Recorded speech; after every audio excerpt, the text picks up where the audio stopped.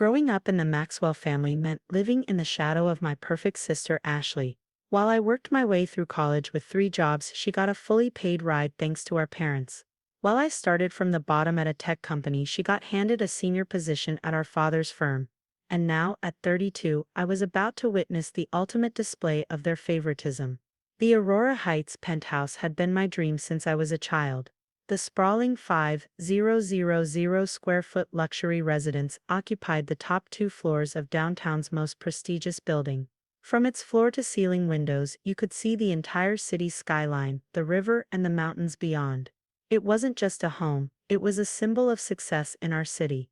I'd spent the last 8 years secretly building my tech company, Quantum Solutions, while everyone thought I was just a mid-level programmer at some startup. My parents never bothered to ask about my work because, in their eyes, anything less than an executive position at Maxwell Industries wasn't worth discussing. "Emily, we need you to attend a family meeting tonight," my mother's text read.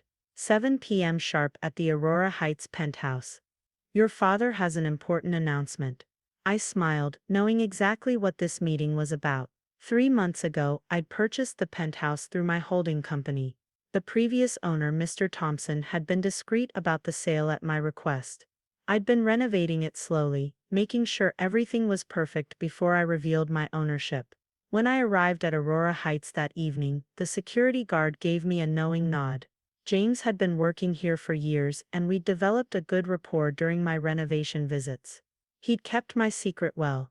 The private elevator opened directly into the penthouse's marble foyer. My parents, Ashley, her husband Mark, and their 2 children were already there, standing around the massive living room with its panoramic city views. Finally, my mother said, checking her designer watch. "We've been waiting." I noticed Ashley twirling a set of keys around her finger, her signature smirk firmly in place. She was wearing an expensive new suit, probably another gift from our parents. "Now that everyone's here," my father began, his voice carrying that authoritative tone he used for important announcements, "we have exciting news. As you know, Ashley and Mark have been looking for a suitable home for their growing family." I took a seat on one of the Italian leather sofas, watching the scene unfold. My mother was practically bouncing with excitement, while Ashley's husband Mark stood tall, his chest puffed out with pride. "We've decided," my father continued, "to give them this penthouse as an early inheritance gift. Ashley's work at Maxwell Industries has been exceptional, and with their 3rd child on the way, they need the space." Ashley stepped forward, still playing with the keys. "We're planning to renovate everything, of course. This place needs a complete overhaul to be suitable for the children." I had to bite back a laugh. They had no idea I'd already spent millions on state-of-the-art renovations, including a smart home system that controlled everything from temperature to security. "Emily," my mother turned to me, her tone condescending, "we know you've been struggling with your little programming job, but someday, if you work hard enough, maybe you can afford a nice 2-bedroom apartment." The patronizing tone in her voice was nothing new. For years they'd assumed I was barely making ends meet, living in my modest apartment while working my little job. They had no idea that my little job had turned into a billion-dollar tech empire. "Actually," I said calmly, pulling out my phone, "there's something you should know about this penthouse." "Emily, please," Ashley interrupted, "this isn't the time for one of your dramatic moments. We're trying to have a family celebration." I opened my phone's gallery and pulled up the security footage from 3 months ago, the day I'd signed the papers. "I think you'll find this interesting." The large smart TV on the wall came to life as I cast the video. There I was, sitting with Mr. Thompson in his office, signing the purchase agreement for the penthouse. The timestamp was clear: 3 months ago. "What is this?" my father demanded, his face reddening. "That's me buying this penthouse," I said simply. 3 months ago, through my company, Quantum Solutions." The room fell silent. Ashley's keys stopped twirling. "That's impossible," Mark sputtered. "Mr. Thompson promised us first right of refusal on any sale." I pulled up another document on my phone, the deed with my company's name clearly listed as the owner. "Mr. Thompson kept our agreement to be discreet about the sale. I've spent the last 3 months renovating everything. The smart home system, the new kitchen, the children's wing with soundproofing, all my designs." "You're lying," Ashley snapped. There's no way you could afford this place. It's worth millions. I stood up and walked to the hidden panel near the kitchen, pressing my thumb against the biometric scanner. The entire home system came to life, displaying my name as the registered owner. "Welcome home, Miss Maxwell," the AI assistant announced. My mother collapsed onto the sofa, her face pale.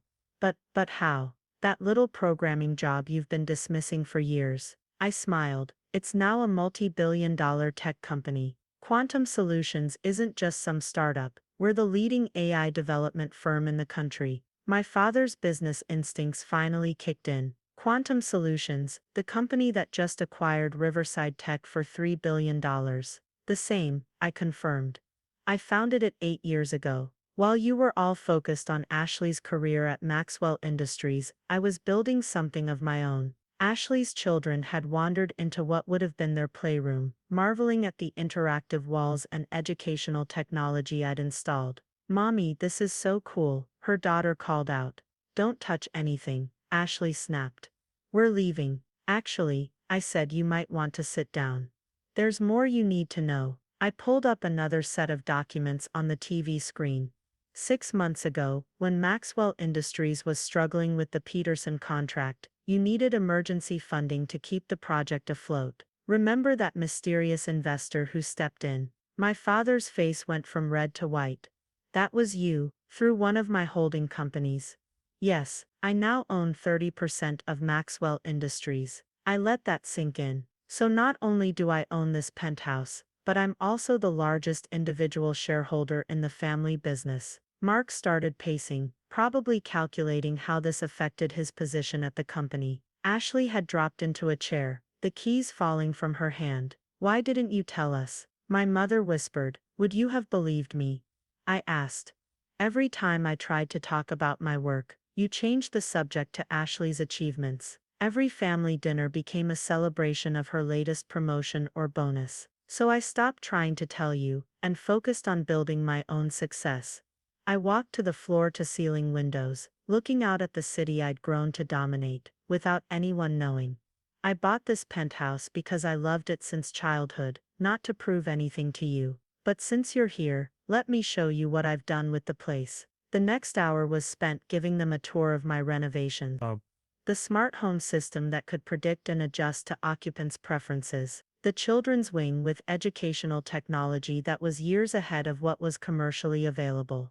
The kitchen that could rival a Michelin star restaurant. "This is all yours?" Ashley finally asked, her voice small. "Yes," I said, "and unlike you, I earned it myself." My father, ever the businessman, was already shifting gears. "Emily, we should talk about potential collaborations between our companies. Maxwell Industries' experience combined with Quantum's technology. We can discuss business another time."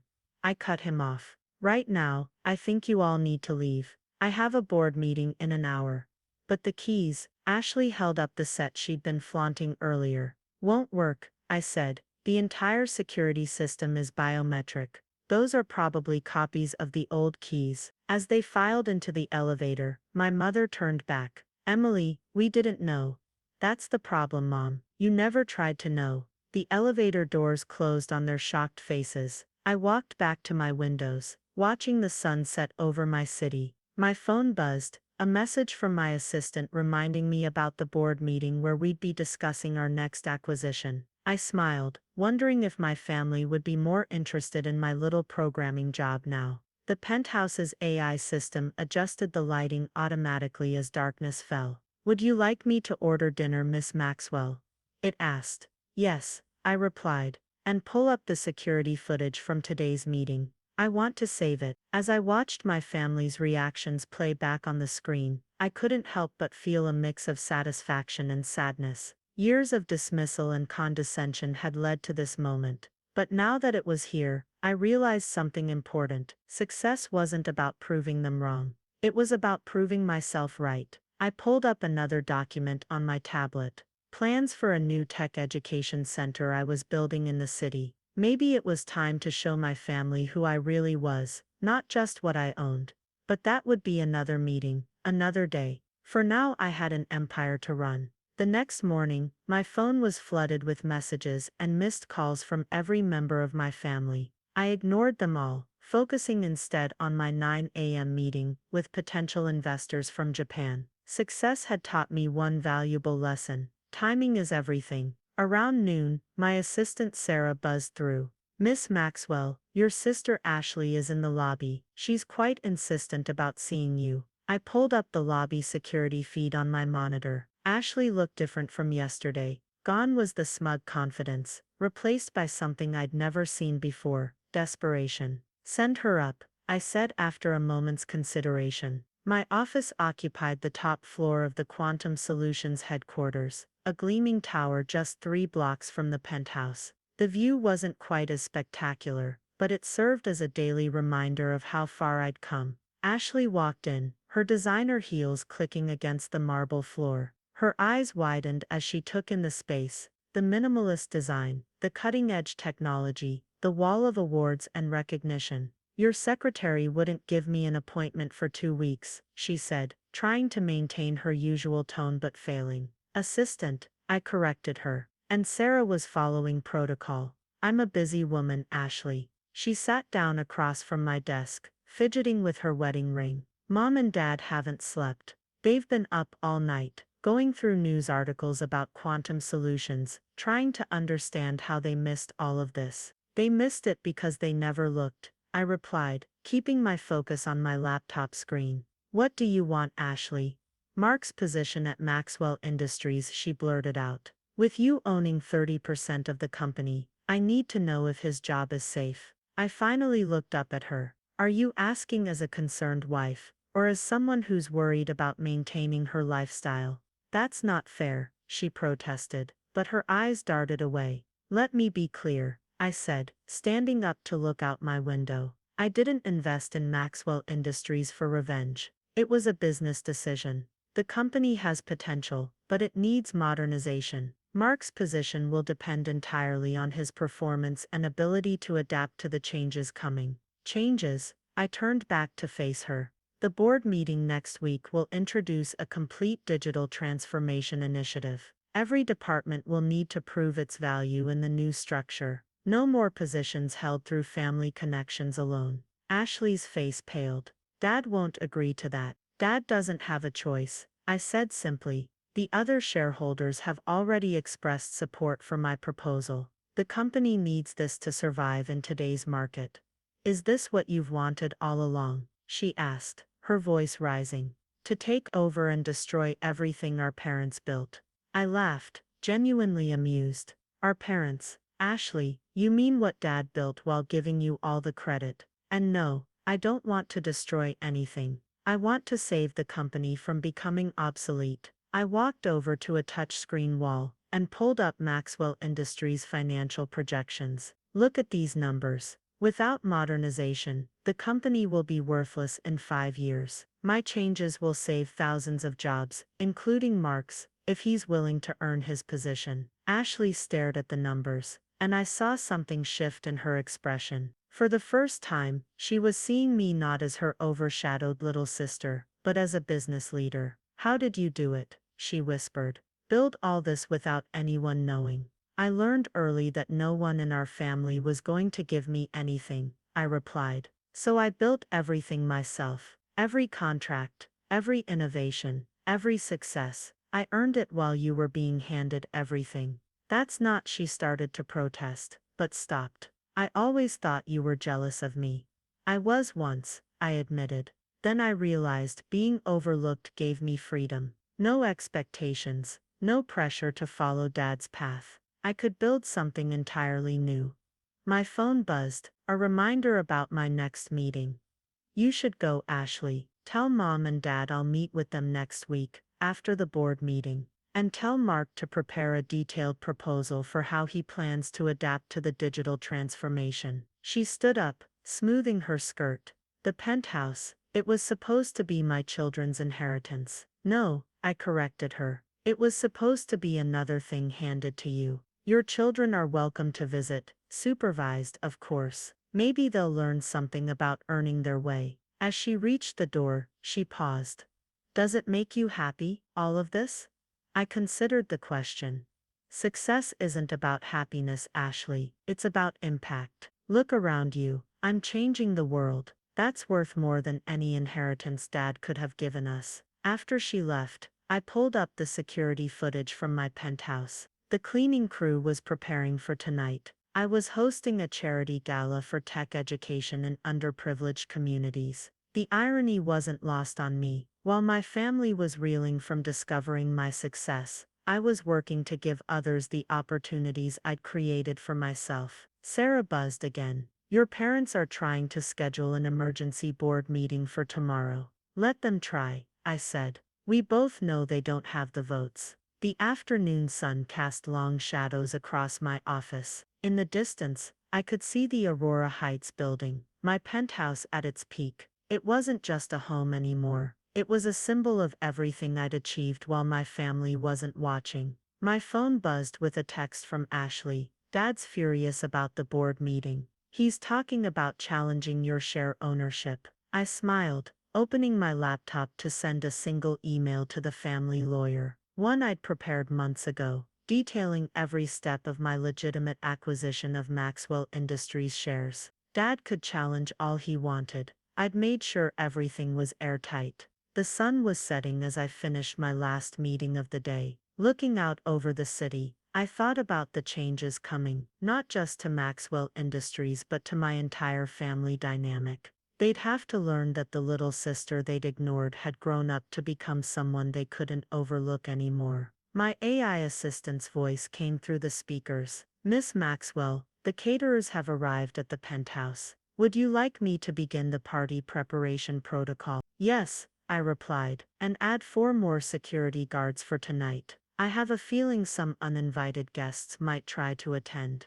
Tonight's gala would introduce Quantum Solutions' new educational initiative, a program to identify and support young tech entrepreneurs from disadvantaged backgrounds. Let my family see that while they were focused on preserving their inherited wealth, I was creating opportunities for others to build their own success stories. The city lights began to twinkle as darkness fell. From my office, I could see both my past and future: the Maxwell Industries building, where I'd never been good enough, and my penthouse where I'd proven I was better than anyone had imagined. Sarah's voice came through one last time.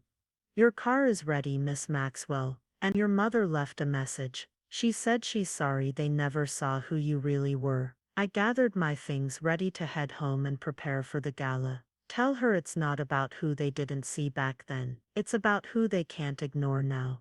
The morning of the board meeting arrived with a storm, both literally and figuratively. Thunder rolled across the city as I stepped into Maxwell Industries headquarters for the first time as a known major shareholder. The security guards, who usually nodded to me dismissively as Mr. Maxwell's other daughter, now stood at attention. Good morning, Miss Maxwell, they said in unison, having clearly been briefed about my new status. The executive floor was buzzing with tension. As I walked past the offices, I could see board members huddled in small groups, whispering and glancing in my direction. My father's secretary, who had worked here for 20 years, nearly dropped her coffee when I approached. The meeting will begin in 15 minutes, Miss Maxwell, she stammered. Your father, Mr. Maxwell, is already in the boardroom. I smiled. Thank you, Patricia, and you can relax. I remember how you used to sneak me candies when I visited as a child. The boardroom was a testament to old money and outdated thinking, all dark wood and leather without a single modern touchscreen or digital interface in sight. My father sat at the head of the table, looking older than I'd ever seen him. Ashley and Mark were there too, both trying to appear confident but failing. Emily, my father began as I took my seat. We should talk before the others arrive. The time for private family talks was years ago, I replied, pulling out my tablet. Now we have a company to save. The other board members filed in, 12 in total, representing various interests and shareholdings. Most were old friends of my father, people who'd watched me grow up but never taken me seriously. Today, that would change. Once everyone was seated, my father cleared his throat. Before we begin, I'd like to address the recent revelation about ownership changes. My daughter Emily has apparently acquired a significant stake in our company through her other business ventures. Quantum Solutions, I corrected him. A Fortune 500 company with a market cap 3 times that of Maxwell Industries. Let's not diminish it as a venture, Dad. One of the board members, Mr. Henderson, leaned forward. Miss Maxwell, your proposed digital transformation initiative is quite aggressive. Many of us have concerns about the pace of change. I stood up and activated my presentation. The boardroom's ancient projector was replaced by a holographic display, a little gift I'd had installed the previous night. Let me show you what happens if we don't change, I said, pulling up real-time market analysis. In 3 years, our core business model will be obsolete.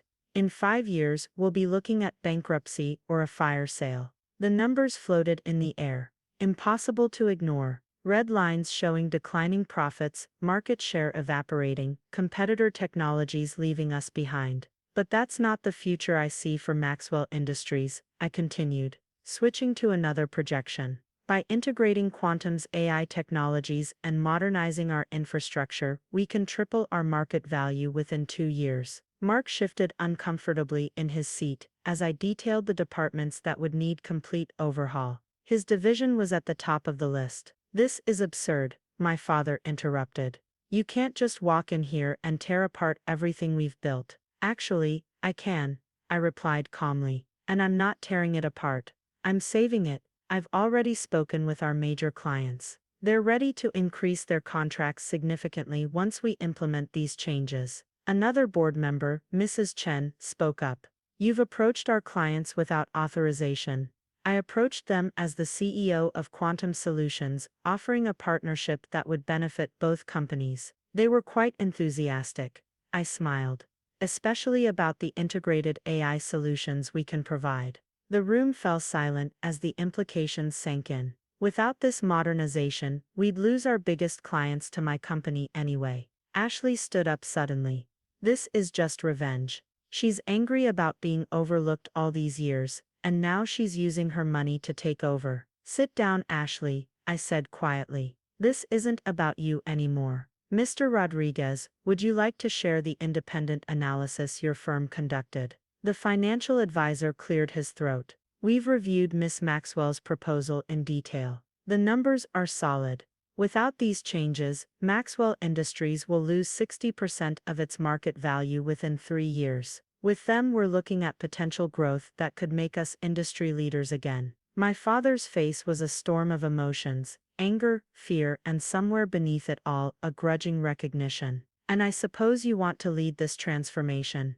No, I replied, surprising everyone. I'll remain on the board and provide strategic oversight, but Maxwell Industries needs a CEO who can focus solely on this company. I'm proposing we bring in Sarah Chen, the Silicon Valley turnaround specialist. Mr. Henderson asked, clearly impressed. The same. She's already agreed, pending board approval. And before you object, Dad, she has a better track record than anyone in this room, including me. The vote was almost anticlimactic. The numbers were too compelling, the choice too clear. Even my father, after a long moment, voted in favor. Only Ashley and Mark abstained, perhaps finally realizing their future roles would depend on merit rather than family ties. As the board members filed out, my father remained seated, staring at the empty air where the projections had been. You could have told me, he said finally, about Quantum, about all of it. Would you have believed me? I asked. Or would you have tried to take control of that too? Give it to Ashley to manage. He had no answer for that. The company will survive, Dad, I said, gathering my things. It might even become something greater than you imagined.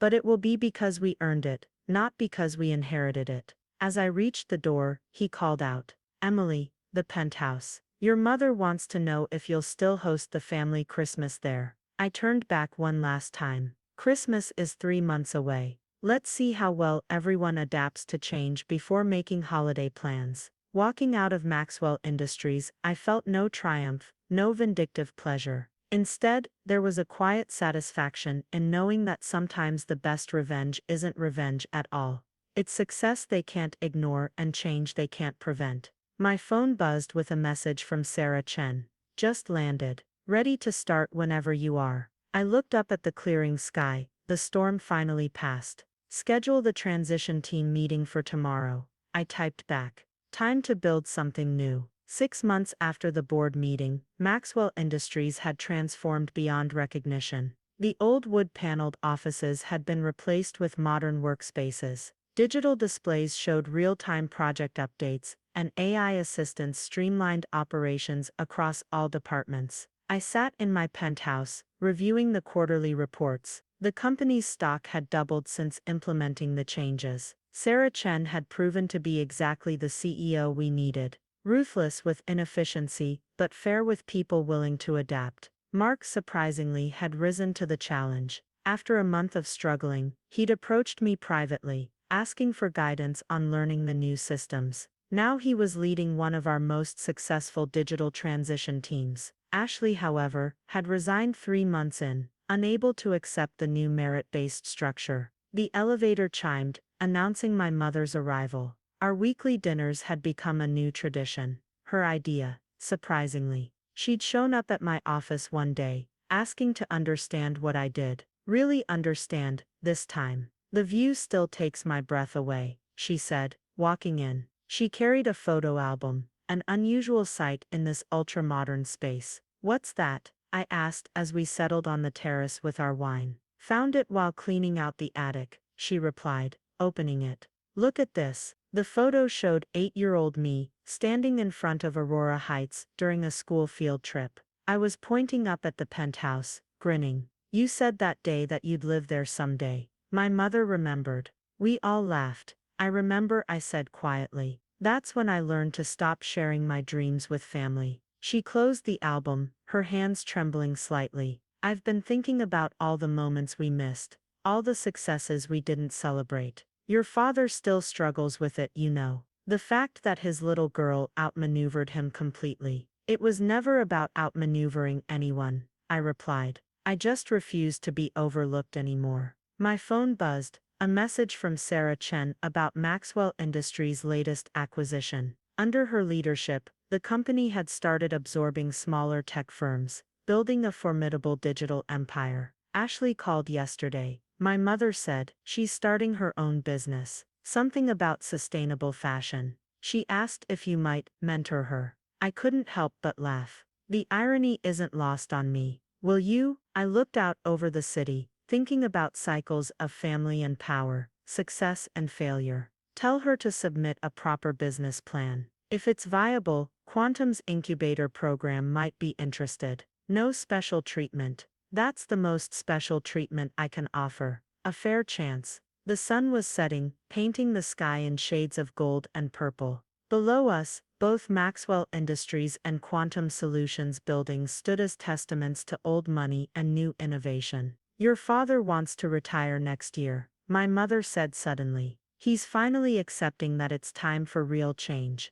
I nodded. Sarah mentioned he's been more cooperative lately. The company's success probably helped. And the family? My mother asked softly. Can that change too? I turned to look at her directly. It already has. You're here, aren't you? Actually seeing me, finally. She wiped away a tear, trying to maintain her usual composure. I see you now, Emily. We all do. It just took a multi-billion-dollar lesson to open our eyes. My AI system announced dinner was ready. A meal we'd cooked together. Another new tradition. As we moved inside, I glanced at the photo album again. Keep it here, my mother said. Maybe someday you'll show it to your own children. Tell them how their mother built an empire, while everyone was looking the other way. And what lesson should I teach them? I asked, genuinely curious about her answer. She smiled, finally understanding that the best success stories are the ones you write yourself. Later that night, after my mother left, I stood at my window watching the city lights. My phone showed missed calls from Ashley, probably about that business plan. Tomorrow, I'd look at it objectively, give her the same chance I'd give any entrepreneur. Because that's what real power is, not the ability to deny others what you were denied, but the strength to break the cycle and create new possibilities. I opened my laptop to finish some work, but instead found myself writing an email to Sarah Chen. Let's start a mentorship program at Maxwell Industries. It's time to build new leaders, not just new systems. The city sparkled below, full of dreams like the one I'd had as an 8-year-old girl, looking up at this very penthouse. Now I had the power to help make other dreams come true, but only for those willing to earn them, just as I had.